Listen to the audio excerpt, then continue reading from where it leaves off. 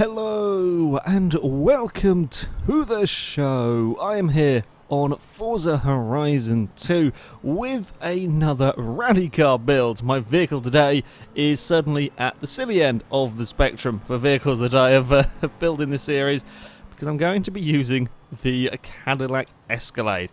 Yeah, this is a really rather, well, look at the size of it. It is a massive, massive SUV that I'm going to try and turn into a rally car. Quite how successful it's going to be, I don't know. We should, I'm going to hazard a guess, get a lot of power in this while keeping it in S1 class. Now, the rules for this series is that the vehicle must be four-wheel drive. Well, this car comes as four-wheel drive, so there we go. That is all sorted. We must have the Storm Island off-road tyres.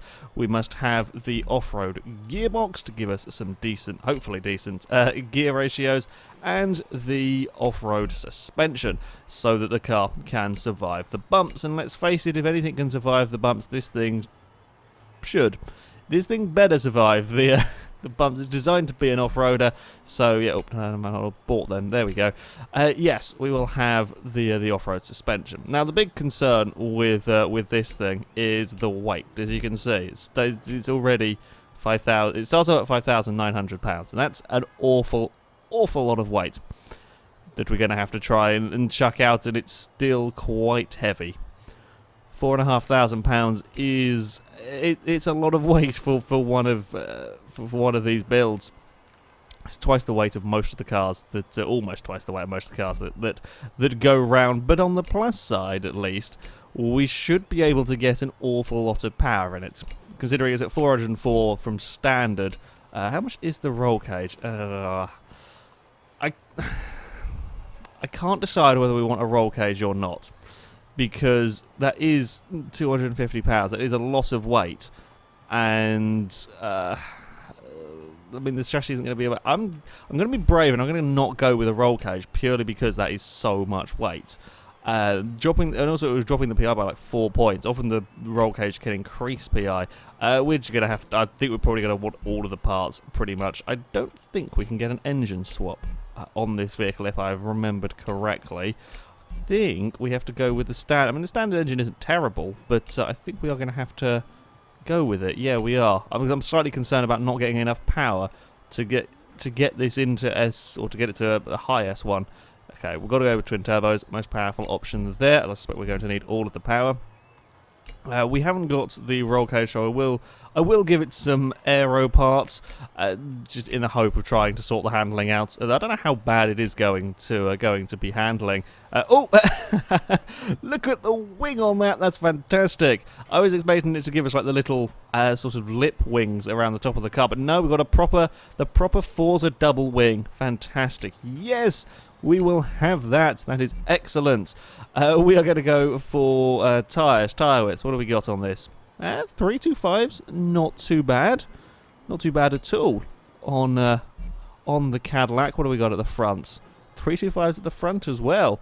Okay, we've got some half-decent tyre widths, but it is a very, very big, heavy vehicle. Handling is, of course, a concern. I think we're going to have to go through here and hope that these parts are going to give it enough power.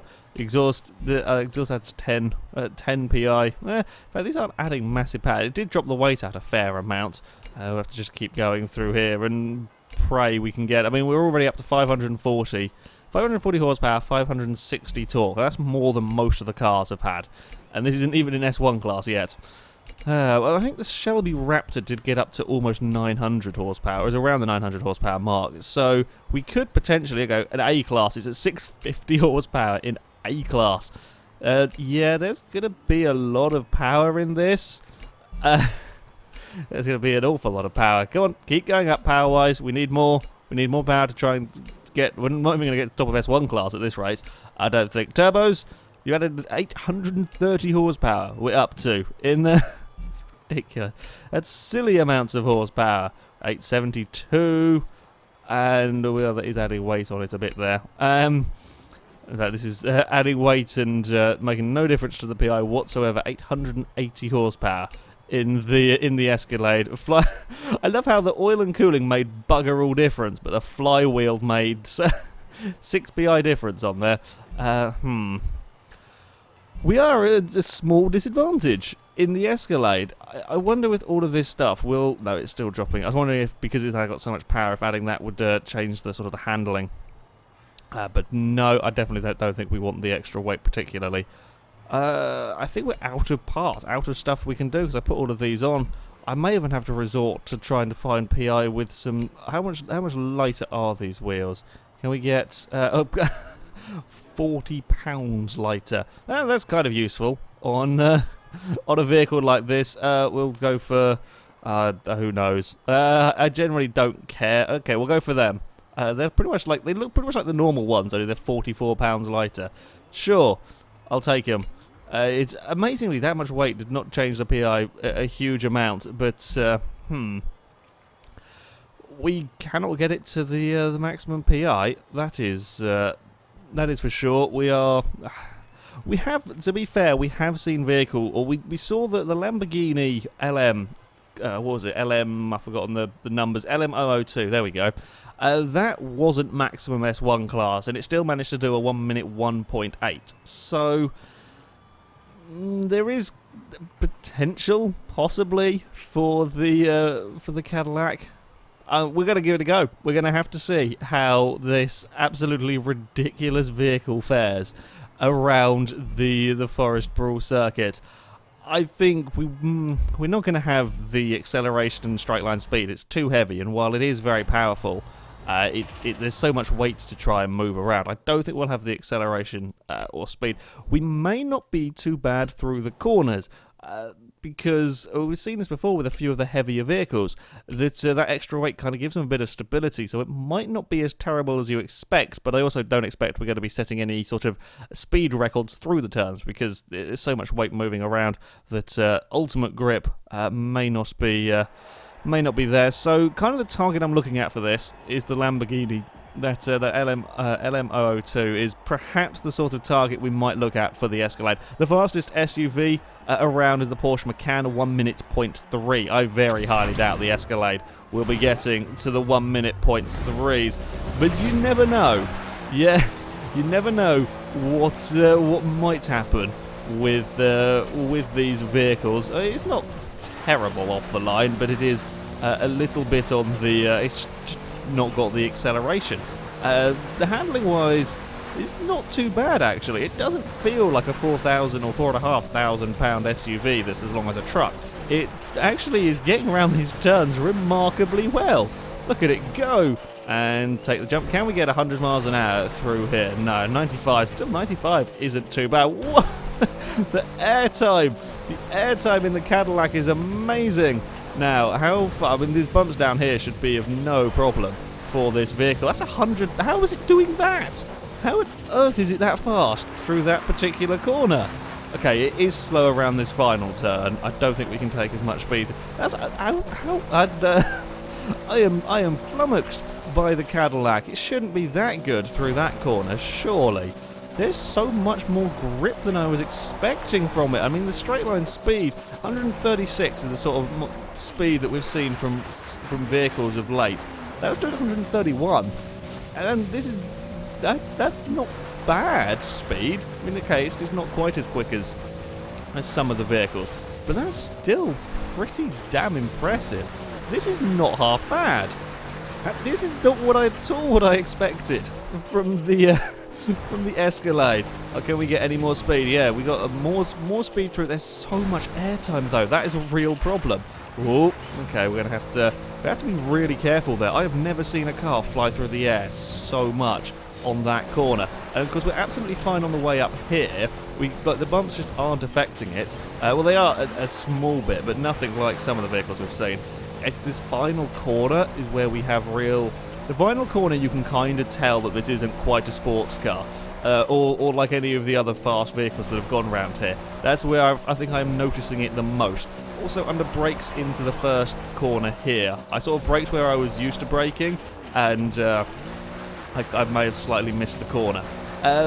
But it's only little things that I'm really astounded with just how well this car takes these corners.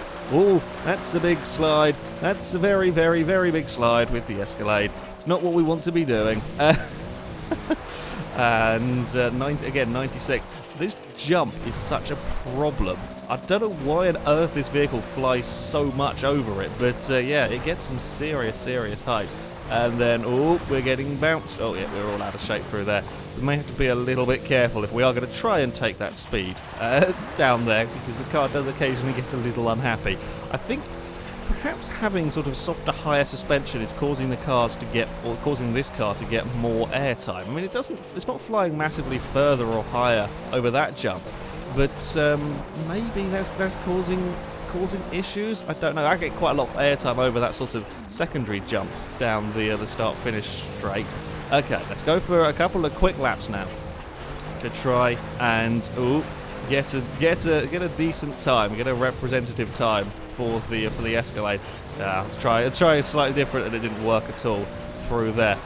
It's a little awkward at times when you're really trying to push it.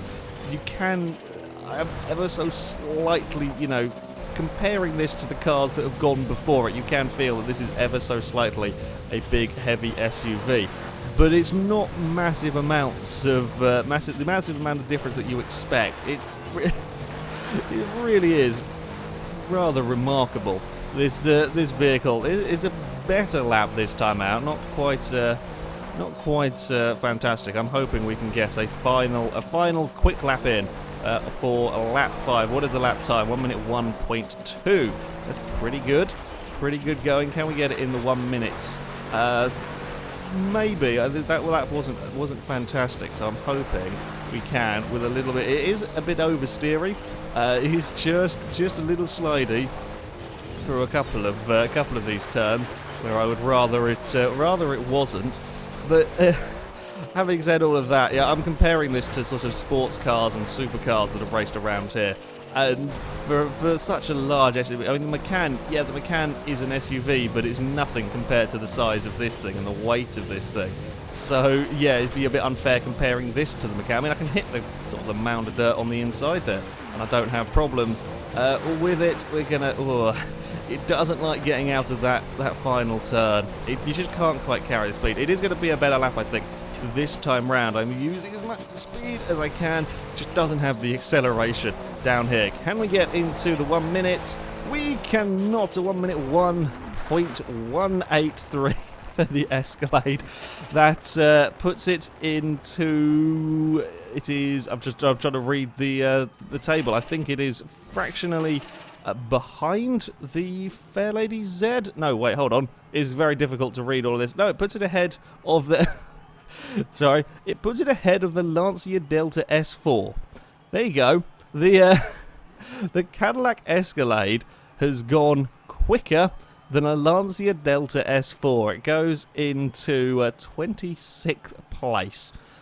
That is not... It doesn't drive how I expected it to. The final corner, you notice it. There is a little bit of oversteer here and there, but for an SUV, it's incredible. It really is amazing for the sort of vehicle that it is, for the size and the weight it is. It's far more agile through the corners, surprisingly oversteery, I have to say, for a 4-wheel drive car. And that's a good lap time. That's certainly an impressive lap time from the Escalade. And considering it's not even the top of S1 class, that's yeah. This is not what I was expecting. Certainly a surprise from this vehicle. But there we go. That is it for this video, guys. Thank you very much for watching, and until next time, goodbye.